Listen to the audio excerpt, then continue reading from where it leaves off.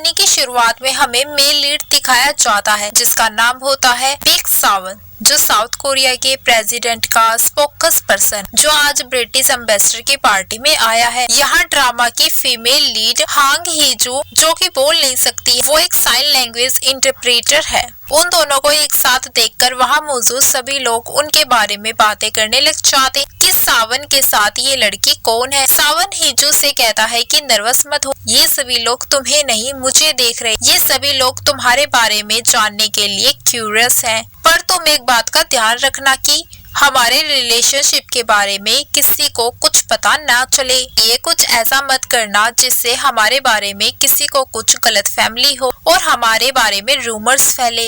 अब इनके बारे में जानने के लिए हम एक दिन पहले का सीन देखते हैं। यहाँ हीजू एक न्यूज चैनल के स्टूडियो में थी, जहाँ वो अपना काम खत्म करके जाने लगती है कि तभी सावन की न्यूज टीवी पर आ रही होती है, जो कि लाइव स्टूडियो में मौजूद सभी लोग देख रहे थे। अब हमें यूरी दिखाई जाती है, जो कि इस कहानी की सेकंड फीमेल लीड, और वो सावन की बहुत बड़ी फैन भी है। दरअसल सावन पहले एक न्यूज एंकर ही था, लेकिन सावन को स्क्रीन पर देखकर हाजू को तो काफी गुस्सा आता है और वो टीवी की तरफ आप मिडिल फिंगर दिखाकर काफी गुस्से में चली जाती है। यहाँ हमें पता चलता है सावन और हीजू की 3 साल पहले शादी हो चुकी है, लेकिन उनकी शादी एक सीक्रेट और एक कॉन्ट्रैक्ट मैरिज है और इस शादी के बारे में सिर्फ उनकी फैमिली वालों को ही पता है, इसके अलावा किसी को भी। और उनकी शादी कैसे हुई है ये तो अब हमें आगे पता चलेगा। अब सावन अपना काम खत्म कर अपने ऑफिस में आ जाता है।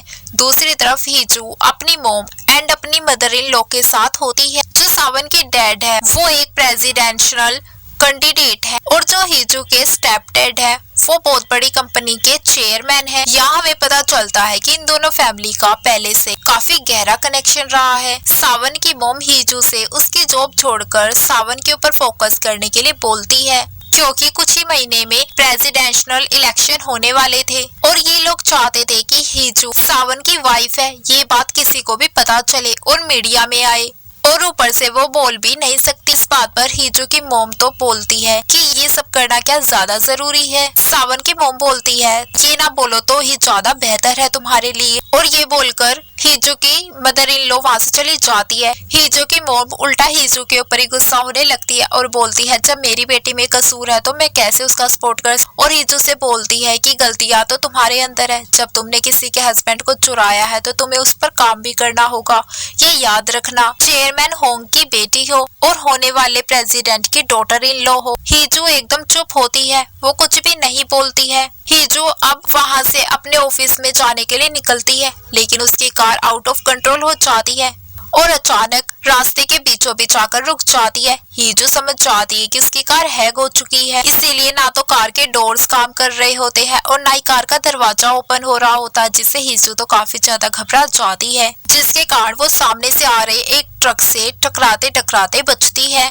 और उसी समय हम एक मिस्टीरियस पर्सन को देखते हैं जिसके हाथ में एक अलेक्सा फोन था और यहाँ हम ये भी समझ पाते हैं कि हीजू की कार को उसी ने हैक किया हुआ है। तब वो पर्सन हीजू की कार की ओर बढ़ने लगता है और इतना ही नहीं बल्कि वो पर्सन हीजू की कार के अंदर भी चला जाता है और हीजू कुछ भी नहीं कर पाती। उधर सावन के फोन पर एक कॉल आती है। सावन का असिस्टेंट कहता है कि सर एक अजीब से नंबर से कॉल आई है। सावन कॉल को पिक करता है तो सामने से आवाज आती है कि मैं तुम्हारी वाइफ को मार दूंगा। सावन पूछता है कौन हो तुम और ये क्या बकवास कर रहे हो। सावन को ये कॉल करने वाला और कोई नहीं बल्कि वही मिस्टीरियस पर्सन था जो कि हीजू की कार में मौजूद था, जिसने हीजू की कार को हैक कर लिया था।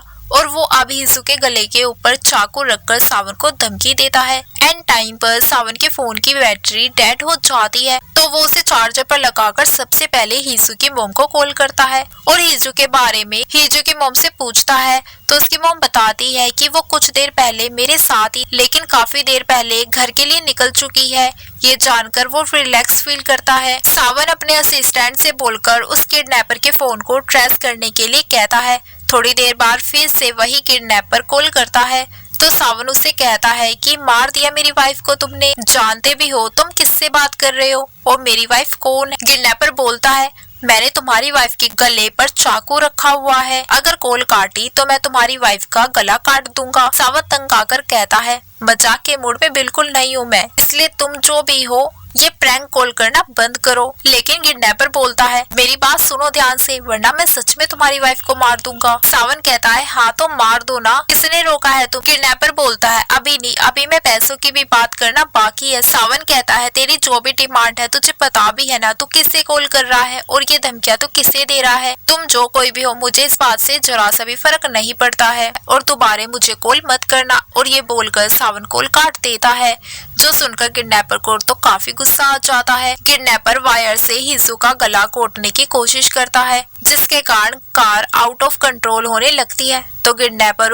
हिजू को छोड़ देता है और कार को अच्छे से चलाने के लिए बोलता है। किडनैपर हिजू से बोलता है ये जरा सा भी मजाक नहीं है, लेकिन तुम्हारे हस्बैंड तो समझकर राजी नहीं है। वो तो ये समझ रहा है कि मैं मजाक कर रहा हूँ, उसे तेरी जरा से भी चिंता नहीं है। मैं तेरे हस्बैंड को दोबारा कॉल करूंगा, अगर उसने मेरी बात नहीं मानी तो तू मारी जाएगी। ये बोलकर वो दोबारा कॉल करता है, लेकिन सावन कॉल पिक नहीं करता है। किडनैपर गुस्से में हिजू के गर्दन पर कट मार देता है और गुस्से में इधर उधर लात मारने लग जाता है और वो चाकू को काफी तेजी से हिजू जिस सीट पर बैठी थी ड्राइविंग सीट पर मार रहा होता है। और फिर हिजू से बोलता है कि तुझे पता है ये फोन बहुत ही अलग है, इसे सिर्फ सावन को ही कॉल किया जा सकता है और इस नंबर को 10 मिनट बात करने से पहले ट्रैक नहीं किया जा सकता है। इसमें वॉइस मॉडल ऑलवेज ऑन किया हुआ है, इसलिए मेरी आवाज वो पहचान भी नहीं सकता है। और तुम्हें पता है मैंने तुम्हारी कार को पहले से ही हैक किया हुआ था, इतना सब कुछ परफेक्टली प्लान किया था, लेकिन ये तुम्हारे घटिया हस्बैंड ने मेरी कॉल नहीं उठाई है और मेरे सारे प्लान को बर्बाद कर कर रख दिया है। और ये बोलकर किडनैपर दोबारा कॉल करता है, इस बार सावन कॉल उठा लेता है। किडनैपर कहता है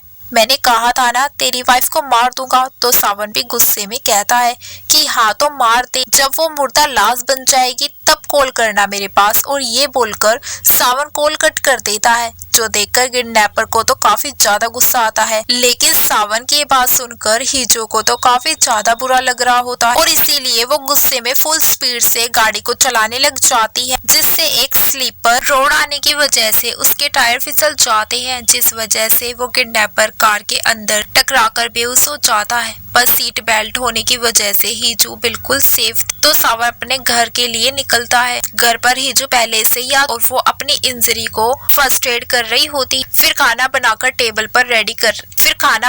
रेडी कर रही होती है। थोड़ी देर बाद सावन आता है और हिजू को अपने सामने देखकर वो काफी रिलैक्स होता है और कहता है कि तुम जिंदा हो। आज मुझे किसी ने प्रैंक कॉल किया था, जिसने कहा था कि वो तुम्हें मार देगा, यानी वो मेरी वाइफ को मार देगा, लेकिन तुम जिंदा हो। उसके बाद सुनकर हिजू को तो काफी ज्यादा गुस्सा आ रहा होता है, क्योंकि उसे वो कार वाली बात पे याद थी कि सावन को उसकी जरा से भी फिक्र नहीं है। तभी सावन को उसके असिस्टेंट की कॉल आती है और वो बताता है कि सर जिस नंबर से आपको कॉल वो ट्रेस नहीं किया जा सकता है, वो नंबर हमारे लोकल नेटवर्क यूज नहीं करता है और उस नंबर की पहली 340 यूएसए का एक एरिया कोड है, इसलिए वो एक वर्चुअल फोन नंबर है जिसे सिर्फ रियल टाइम में ट्रैक किया जा सकता है। यानी वो अगर फिर से कॉल करता है और अगर वो कॉल 10 मिनट तक चलती है तभी हम उस नंबर को रियल टाइम में ट्रैक कर पाएंगे। और अब असिस्टेंट ये भी याद दिलाता है कि सर कल ब्रिटिश एम्बेसडर पार्टी में आपको जाना है और क्योंकि एम्बेसडर की वाइफ बोल और सुन नहीं सकती है तो आपको एक साइन लैंग्वेज इंटरप्रेटर की जरूरत है। तो सावन हिजू को कल तैयार रहने के लिए कहता है, क्योंकि कल वो हिजू को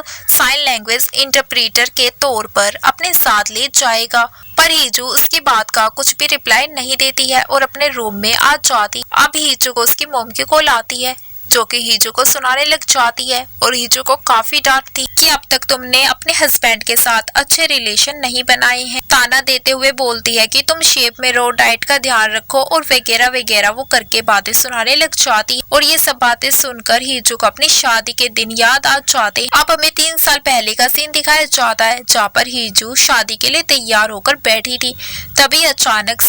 तभी सावन कुछ कागजात लेकर आता है और हिजू से बोलता है कि ये वेडिंग ड्रेस तुम्हारी तो इसे उतार दो, तुम बस मेरी वाइफ की जगह ले रही हो और हमारी शादी प्राइवेट रही, इसलिए तुम्हें किसी के सामने भी ये जताने की जरूरत नहीं है कि तुम मेरी वाइफ हो। ये सुनकर हीजू अपने कपड़े उतारने लगती है तो सावन उसे अपने कोट से कवर कर देता है। सावन उस कॉन्ट्रैक्ट के ऊपर हीजू को साइन करने के लिए बोलता है जिसमें लिखा था कि वो कभी भी डाइवोर्स इनिशिएटिव फाइल नहीं कर सकती है और वो सावन की वाइफ होने का जिक्र किसी से भी नहीं करेगी और अपना चेहरा कभी भी पब्लिक में नहीं लेकर आएगी। अगर हीजू इनमें से कोई भी रूल को तोड़ती है तो उसे 2 मिलियन की पेनल्टी भरनी हो। हीजू साइन कर देती है तो साइवुन उसे एंगेजमेंट रिंग पहना देता है और इस तरह से उनकी शादी हो जाती और रिंग पहनाते हुए उससे कहता है कि इस गलत फैमिली में मत रहना कि हम एक मैरिड कपल है क्योंकि तुम एक होस्टेज की तरह मेरे पास भेजी गई हो। और इस तरह से इनकी शादी हो जाती है और इस शादी को कभी भी पब्लिक किया ही नहीं गया था।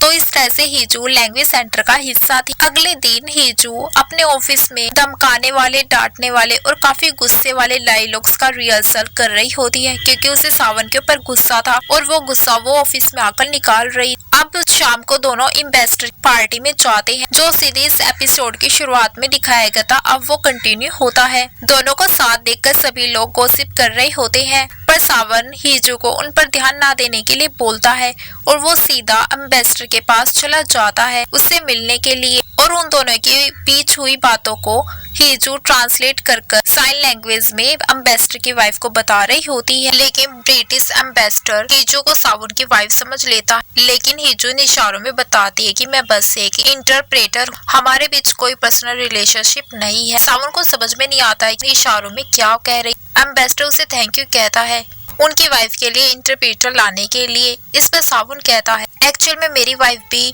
डिसेबिलिटी है।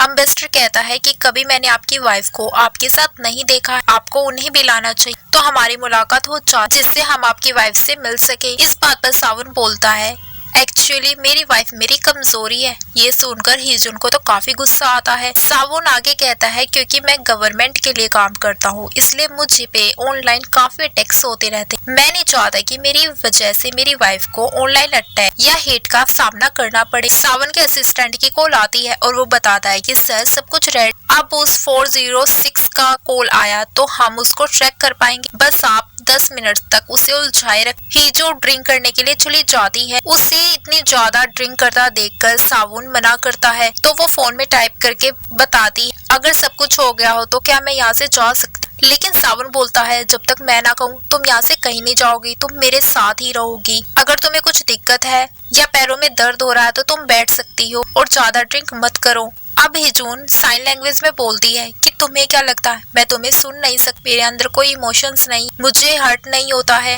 तुम्हें कभी दिखाई भी देता है। और तुमने ये क्या कहा कि मैं तुम्हारी कमजोरी हूँ। अगर कमजोरी हूँ तो तुम्हें मुझे प्रोटेक्ट करना चाहिए क्योंकि मैं आखिरकार तो तुम्हारी वाइफ। लेकिन तुमने कल क्या किया। और वो इशारों में उसे गाली देने लग जाती है। सावन भी थोड़ा थोड़ा समझ जाता है और हिजून जाते वक्त इशारों में कहती है कि शायद तुम जिस वाइफ की बात कर रहे थे वो मैं हूँ ही नहीं। और ये बोलकर वो वहाँ से वॉशरूम के लिए चली जाती है जहाँ उसे सावन पर काफी ज्यादा गुस्सा आ रहा होता। जहाँ सावन को थोड़ी देर बाद उसी किडनैपर का कॉल आता है तो इस बार सावन उसे सामने से कहती तेरी वाइफ तो सेफ, क्या तो कल उसे मार नहीं पाया। मैं कल बहुत बिजी था इसलिए मैंने तेरी कॉल काट दी पर आज मेरे पास टाइम, तो बता अब तू मेरी वाइफ को कैसे हर्ट करेगा। ये सब बातें वो किडनैपर को 10 मिनट तक बातों में उलझाए रखने के लिए बोल रहा होता है। लेकिन किडनैपर कहता है लगता है पार्टी में ज्यादा कुछ करने को है नहीं। ये बात सुनकर सावन को थोड़ा अजीब लगता है कि उसे कैसे मालूम वो मैं इस वक्त पार्टी में। तभी किडनैपर कहता है सरप्राइज हो गया ना कि मैंने कैसे पता किया पार्टी में मौजूद है, तो सोच नहीं सकता है कि मैं तेरे कितना करीब। सावन हर तरफ देखने लग जाता है। सावन किडनैपर से बोलता है कि तेरे जैसा लूजर यहाँ पर कभी नहीं आ सकता है तो अपनी बकवास बंद कर।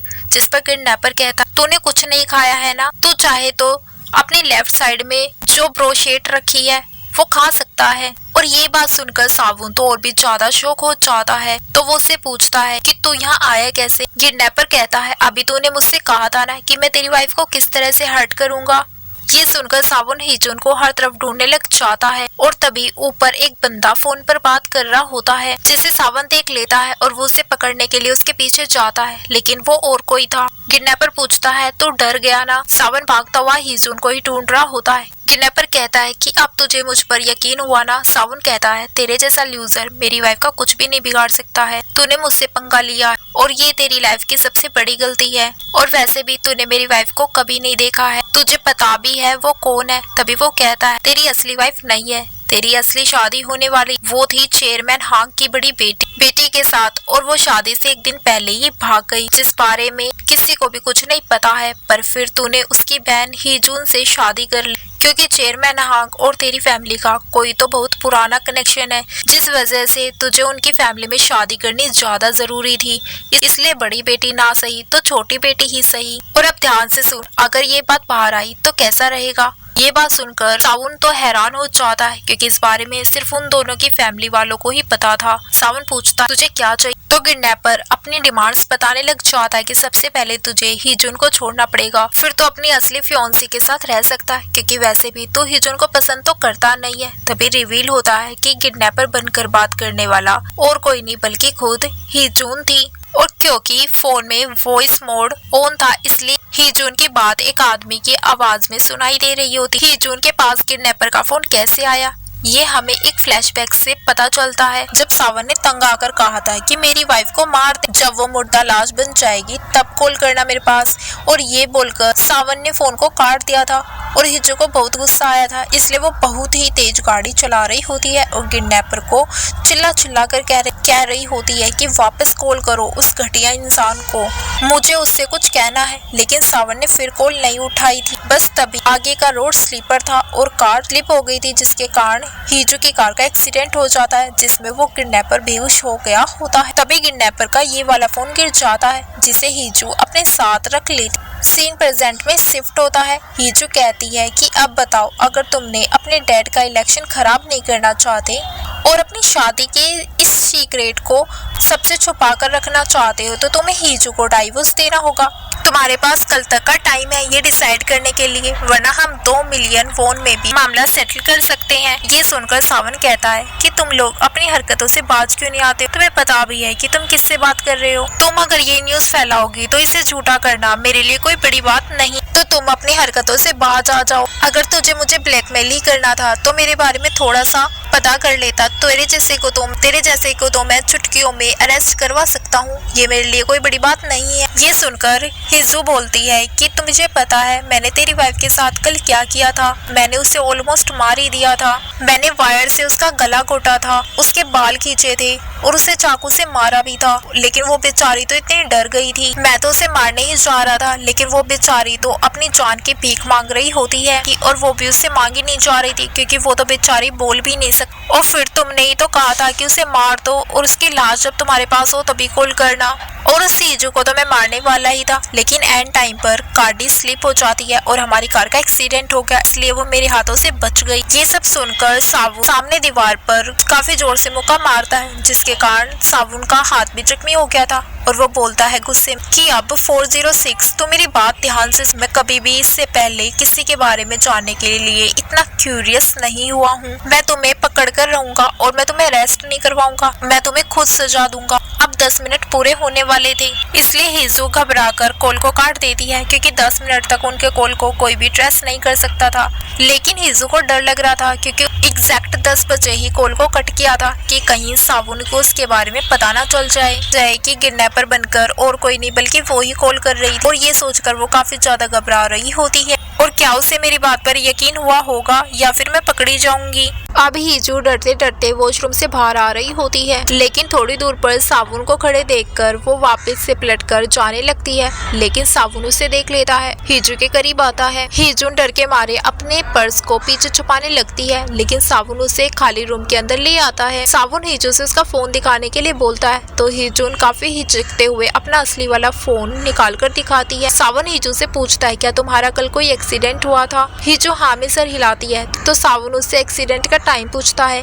हिजू टाइम बताती है और ये एग्जैक्टली वही टाइम था जब सावुन को उस किडनैपर की कॉल आई थी। हीजो ये सब टाइप करके बता रही होती है और सावन को तो काफी ज्यादा गुस्सा आ रहा था क्योंकि किडनैपर ने जो कुछ कहा था उसकी सारी बात सच हो रही। सावन हीजुन को चेक करने लगता है कि कहीं हीजुन को कहीं चोट तो नहीं आई है और इस दौरान उसे हीजुन के गले पर कट का निशान दिखाई दे जाता है। तो हीजू से वो पूछता है कि ये कैसे लगा और कौन था वो, मुझे साफ साफ बताओ, क्या तुमने उसका चेहरा देखा? हीजू टाइप करके बताती कि उसने मास्क पहना था इसलिए उसका चेहरा नहीं देख पाई। सावन बोलता है क्या उसने तुम्हारी गर्दन पर चाकू रखकर तुम्हें जान से मारने की धमकी दी? हीजुन हाँ में सर हिलाती है। इस बात पर सावन को तो काफी ज्यादा गुस्सा आ रहा था और वो हीजुन से बोलता है कल इतना सब कुछ हो गया तुम्हारे साथ और तुम्हें मुझे बताना भी जरूरी नहीं समझा। हीजुन कोई भी रिएक्ट नहीं करती। सावन चाहते हुए बोलता है कि अगर तुम्हें कहीं भी जाना हो तो बॉडीगार्ड को साथ लेकर जाना। और इसके बाद सावन बाहर आकर अपनी बिल्डिंग के सिक्योरिटी टीम को रेडी रहने के लिए बोलता है और फिर असिस्टेंट को कॉल करके पूछता है क्या तुमने उस किडनैपर का कॉल ट्रेस किया? असिस्टेंट बोलता है कि उसकी लोकेशन बार बार चेंज हो रही है, लगता है वो एक आदमी नहीं बल्कि पूरी गैंग है। सावन बोलता है उस किडनैपर को मेरे बारे में बहुत कुछ पता है, जो सच सिर्फ मैं और मेरी फैमिली वाले ही जानते हैं, उसे वो सच भी पता है। आज मेरी जो भी बात हुई है किडनैपर के साथ में उसकी रिकॉर्डिंग तुम्हें भेज रहा हूँ। वो एक आदमी है जो कि वॉइस मॉड्यूलेटर यूज कर रहा है तो उसे हटाने की कोशिश करो। दूसरी तरफ किडनैपर के फोन में भी सारी बात रिकॉर्ड हुई थी। हीजो घर जाकर उससे बार बार सुन रही होती है, फिर मुस्कुराते हुए बोलती है कि हाँ सावन डर तो गया है। हीजो फोन को देखते हुए बोलती है कि ये फोन 2 दिन से मेरे पास है, जरूर किडनैपर इसे ढूंढ रहा होगा, इससे पहले वो ढूंढे मुझे अपना काम खत्म करना होगा। इसके बाद दरवाजे की आवाज आती, हीजो उस फोन को अपने पर्स में छुपा लेती है। सावन अंदर आ जाता है और सावन हीजो से उसकी कार की चाबी मांगता है। सावन अब खुद हीजो के पर्स से चाबी निकालने जा रहा था तो हीजो उसके हाथ से पर्स छीन लेती और खुद चाबी निकालकर सावन को दे देती है। सावन पार्किंग में आ जाता है और वो कार की अच्छे से जांच करने लग जाता है और वो पहले डेस्क कैम ही चेक करेगा और ये बात हीजो को भी याद आ जाती है और वो भी तुरंत पार्किंग की तरफ भागने लग जाती है। और जब वो नीचे जाती है तो सावन उसे बताता है डेस्क कैम में तो कुछ भी रिकॉर्ड नहीं हुआ था। ये बात सुनकर हीजो को कुछ रिलैक्स फील होता है और अब हमें फ्लैशबैक दिखाया जाता है जब एक्सीडेंट हुआ था। तब हीजो फोन लेकर काफी दूर भाग गई थी और एक ट्रक को उसने बुलवाया था, लेकिन जब तक किडनैपर वहां से भाग चुका था। जब वे पार्किंग में खड़े थे एक काफी तेजी से बाइक आ रही होती है। सावन बाइक को देख लेता है और वो तुरंत हीजो को अपनी तरफ खींच लेता है और हीजो को प्रोटेक्ट करता है। सावन हीजो से बोलता है कि तुम्हें कल काम पर जाने की जरूरत नहीं है। हीजो बोलती है कल मुझे कोर्ट जाना है इंटरप्रेटर के काम के लिए और तुम्हारी मोम ने भी मुझे काम छोड़ने के लिए कहा है, लेकिन मैं इस काम को छोड़ नहीं सकती हूँ। सावन बोलता है ठीक है काम करो लेकिन तुम बॉडीगार्ड को अपने साथ लेकर जाना, लेकिन हीजो मना कर देती है और वहाँ से चली जाती है। इसके बाद सावन किसी को कॉल करता है और हीजो के कार के डेस्क कैम को रिकवर करने के लिए बोलता है। इसके बाद हीजो अपनी मोम के साथ खाना खा रहा था। सावन से बोलती है कि तुम्हें अपने फादर के इलेक्शन उनका साथ देना चाहिए, जिस पर सावन कुछ भी नहीं बोलता है। मोम बोलती है कि इन सब से अपनी वाइफ को दूर ही रखना क्योंकि मुझे वो लड़की कुछ ठीक नहीं लगती है, जिस पर हीजो बोलता है आप लोग ही तो चाहते थे मिस्टर होंग की बेटी से मेरी शादी करवाना और मेरी वाइफ बदलने के बाद भी आप ही लोग चाहते थे कि मैं इस रिश्ते को कंटिन्यू रखूं। और ये ना भूले कि हीजो के फादर ने ही हमारे स्कैंडल्स को छुपाने में बहुत ज्यादा मदद की है। हीजो अपना कोर्ट का काम खत्म कर वॉशरूम की तरफ आती है और तभी हम एक मिस्टीरियस पर्सन को भी वॉशरूम की तरफ जाता हुआ देखते और हीजो उसकी परछाई को देखकर काफी ज्यादा डर जाती है और इसके बाद से ही हीजो किसी को नहीं मिल रही थी। और यहाँ हमें पता चलता है कि सावन ने फीमेल बॉडीगार्ड्स को हीजो के लिए भेजा होता है जो कि लगातार हीजो के ऊपर नजर रख रही थी। अब क्योंकि हीजो किसी को नहीं मिल रही थी और बॉडीगार्ड उसे लगातार ढूंढे जा रही होती है, सावन ऑफिस में आ जाता है। असिस्टेंट सावन के पास आता है और बोलता है मैंने लिस्ट चेक कर ली है, कल ब्रिटिश एम्बेसडर की पार्टी में कोई भी मिस्टीरियस पर्सन मौजूद नहीं था। हमें पुलिस की मदद लेनी चाहिए क्योंकि उसके पास आपकी बहुत ज्यादा जानकारी मौजूद है और उसने आपकी वाइफ को किडनैप करने की कोशिश की है। जिस पर सावन बोलता है क्या तुमने मेरी वाइफ को कभी देखा है? क्या मैंने कभी अपनी वाइफ का जिक्र तुम्हारे सामने किया है? पूरे देश को नहीं पता है कि मेरी वाइफ कौन है। और ऐसी सिचुएशन में अगर हमने पुलिस को इस मामले में इन्वॉल्व किया, वो भी इलेक्शन के टाइम पर, तो तुम जानते हो ना क्या होगा। असिस्टेंट सावन से सॉरी बोलता है कि मैंने इस बारे में नहीं सोचा था सर। दूसरी तरफ फीमेल बॉडीगार्ड हीजो को नहीं ढूंढ पा रही थी तो वो सावन को मैसेज कर देती। सावन उन्हें ठीक से ढूंढने के लिए बोलता है। थोड़ी देर बाद फिर से फीमेल बॉडीगार्ड का मैसेज आता है जो बताती है कि हीजो मिल गई है और वो किस आदमी के साथ। इस पर सावन तुरंत उनका फोटो क्लिक कर सेंड करने के लिए बोलता है। है। हीजो जिसके साथ थी वो उसका कॉलेज फ्रेंड था जिसका नाम था सांगवो। वॉशरूम के बाहर हमने जिस मिस्टीरियस पर्सन की परछाई को देखा था वो और कोई नहीं बल्कि वो हीजो का फ्रेंड था। फीमेल बॉडीगार्ड्स इन दोनों की फोटो क्लिक कर रही और सावुन के पास भेज रही थी। सावुन इन दोनों को साथ में देखकर और अपनी वाइफ को किसी और के साथ हंसता हुआ देखकर काफी गुस्से में था और जेलस भी था। अब सावुन हीजो से पूछता है, तुम 3 साल बाद अचानक से कहीं चली गई और तुम्हारे बारे में किसी को पता भी नहीं था और तुमने किसी से कांटेक्ट भी नहीं किया। मैंने तुम्हें बहुत ढूंढने की कोशिश की, फिर एक दिन मैंने तुम्हें न्यूज में देखा साइन लैंग्वेज इंटरप्रेटर का काम करते हुए। अब दोनों की साइन लैंग्वेज में बात शुरू होती है। हीजो साइन लैंग्वेज सांगवो से सॉरी बोलती है इतने समय से उससे बात ना करने के लिए और फिर दोनों एक दूसरे का हालचाल पूछते हैं। इसके बाद सांगवो बोलता है कि जिस न्यूज चैनल में तुम काम करती हो मैं उसी के साथ एक प्रोग्राम करने वाला हूँ जिसका नाम है क्राइम रिपोर्ट और इस प्रोग्राम में हम कुछ क्राइम सीन को इन्वेस्टिगेट करते हैं। अब ये दोनों नंबर शेयर करते हैं। इसके बाद हीजो वहाँ से चली जाती। तो दूसरी तरफ सावुन ने जब से इन दोनों के साथ में फोटो देखी थी उसका काम में तो बिल्कुल मन नहीं लग रहा था। दूसरी तरफ हीजो घर पहुंच जाती है और उसकी मॉम हीजो के लिए काफी सारी चीजें लेकर आई। कुछ अजीब ड्रेसेस थी जिन्हें देखकर हीजो को तो काफी ज्यादा गुस्सा आता। मॉम काफी गुस्से में बोलती है कि तुम कितनी पागल हो, मुझे ये सब भी तुम्हें सिखाना पड़ेगा। जब मीना शादी से पहले भाग गई और तुमने जब उसकी जगह लेनी पड़ी तो तुमने कंडीशन रखी तुम्हारे डैड को एक अच्छे नर्सिंग होम में शिफ्ट किया जाए और इसके बाद ही तुम शादी के लिए मानी थी। अब क्योंकि तुम सावुन की वाइफ हो तो तुम्हें एक वाइफ होने की ड्यूटी जरूर निभानी चाहिए और अगर तुमने कुछ भी गलत किया तो मैं तुम्हारे बाप को उस नर्सिंग होम से निकलवा दूंगी। असल में हीजो को तो ये शादी करनी नहीं थी। मॉम ने उसके फादर की धमकी देकर ये शादी करने के लिए मजबूर किया था और ये हीजो की असली मॉम है जिस अपने हस्बैंड को छोड़ दिया था क्योंकि ये पहले काफी गरीब हुआ करते थे और इसके बाद हीजो के डैड मेंटली अनस्टेबल हो गए थे और वो पिछले कुछ सालों से नर्सिंग होम में भर्ती है और उन्हें छोड़ने के बाद पिछले कई सालों से नर्सिंग होम में भर्ती है और उसे छोड़ने के बाद हीजो के मॉम चेयरमैन होंग से शादी कर ली थी जिनके पहले से ही 2 बच्चे थे और यहीं पर हीजो के ना बोलने का लिंक भी है जो हमें आगे पता चलेगा। प्रेजेंट में शिफ्ट होता है जहाँ पर हीजो शावर लेने के बाद उसकी मॉम की लाई हुई ड्रेस को पहन लेती है और फिर किडनैपर वाले फोन को निकालती है और सावुन को कॉल करती है। दरअसल हीजो सावुन से डाइवोर्स लेना चाहती पर शादी के टाइम पे जो कॉन्ट्रैक्ट हीजो ने साइन किया था उसके तौर पर हीजो डायरेक्टली डाइवोर्स इनिशिएट नहीं कर सकती और किडनैपर के फोन के जरिए हीजो को नया चांस मिल गया है जिसके जरिए वो सावुन से डाइवोर्स ले सकती है। हीजो अब अपनी नाइट ड्रेस में फोटो क्लिक कर सावुन को भेजती है और बोलती है, क्या तुमने डिसाइड किया कि तुम्हें क्या करना है और तुम कैसे मर्द हो जो अपनी वाइफ की थाइज भी नहीं पहचानता है। दरअसल तुम्हारी वाइफ हीजो की थाइज है और तुम्हें पता है ना मैं इस फोटो का कैसे इस्तेमाल करूंगा। सावन बोलता है, एक फोटो से तुम क्या ही कर लोगे। हीजो बोलती है, तुम अभी तक अपनी वाइफ की थाई नहीं पहचान पाए हो। तुम्हारी वाइफ की थाई पर एक यूनिक मोल है। क्या तुमने अपनी वाइफ को कभी निकेट नहीं देखा। और ये सुनकर तो सावुन को और भी ज्यादा गुस्सा आ रहा होता है और सावुन भी अब हीजो से काफी सवाल करने लग जाता है ताकि उससे किडनैपर के बारे में कुछ पता चल सके, लेकिन हीजो उसके सवालों का उल्टा ही जवाब दे रही होती है और गुस्से में सावुन से बोल देती है, अगर तुम्हें मेरी बात पे यकीन ना हो तो घर जाकर अपनी वाइफ की थाई को चेक कर लेना, जिससे तुम्हें यकीन हो जाएगा कि ये फोटो तुम्हारी वाइफ की है भी या नहीं। और ये बोलकर हीजो फोन काट देती है। पर इस बार 10 मिनट से ज्यादा इनकी बात हो चुकी और अब ये लोकेशन के काफी करीब हो चुके थे, लेकिन अब भी सियोल के ही 3 अलग जगह की लोकेशन दिखा रहे थे। सावुन अब अपनी टीम को और अच्छे से काम करने के लिए बोलता है। इसके बाद सावुन उस फोटो को असिस्टेंट को देकर उसकी असलियत के बारे में पता करने के लिए जा रहा था, लेकिन तभी रुक जाता है क्योंकि इस बार सावुन कोई गलती नहीं करना चाहता है, जैसे उसने पिछली बार किडनैपर की बात को मजाक में लिया था और वो तुरंत घर के लिए निकल पड़ता है। दूसरी तरफ हीजो यही सोच रही थी कि कहीं सावुन सच में उसकी थाई चेक करने के लिए ना आ जाए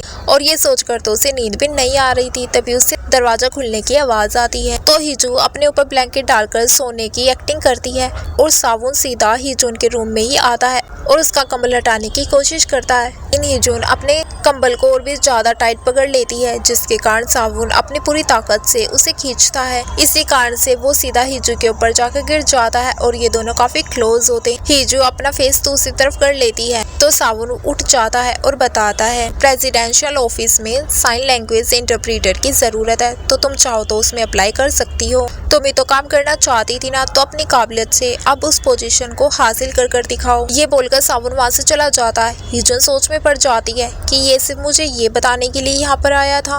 अब हमें 3 साल पहले दिखाई जाती है जब वेडिंग नाइट वाले दिन हीजो खाना बनाकर सावन का वेट कर रही थी, तो वो सो जाती है और सावन आकर हीजो को ही देखे जा रहा था। इसके बाद सावन खाना खाता है। इसके बाद हीजो उसे डांस करने के लिए बुलाती है, जिसमें हीजो काफी ज्यादा नर्वस थी, लेकिन वो सिर्फ रोमांटिक माहौल बनाने के लिए ये सब कर रही। ये सब करने के लिए जो कि मोम ने कहा था। सावन उससे उसकी तरफ देखने के लिए बोलता है और सावन ये नोटिस करता है, तो वो हीजोन को उसकी तरफ देखने के लिए बोलता है और उसके काफी करीब आकर बोलता है, मेरे लिए कोई फीलिंग्स डेवलप मत करना और तुम्हें किसी का पपेट बनने की जरूरत नहीं, और खासकर तुम्हारी मम जो भी कहे तुम्हें उनकी हर बात मानने की जरूरत नहीं। और मैं तुम्हें साफ साफ बता रहा हूँ, तुम कभी मेरे प्लान का हिस्सा नहीं थी, इसलिए मेरे मामलों से हमेशा दूर रह। और ये बोलकर सावन वहाँ से चला गया था। सीन प्रेजेंट में शिफ्ट होता, जहाँ पर सावन हीजोन के रूम की तरफ देख रहा था, लेकिन हीजोन को तो नींद ही नहीं आ रही थी, क्योंकि सावन के अचानक उसके ऊपर गिरने की वजह से हीजोन की हार्ट बीट काफी ज्यादा तेज थी। अब मॉर्निंग होती है,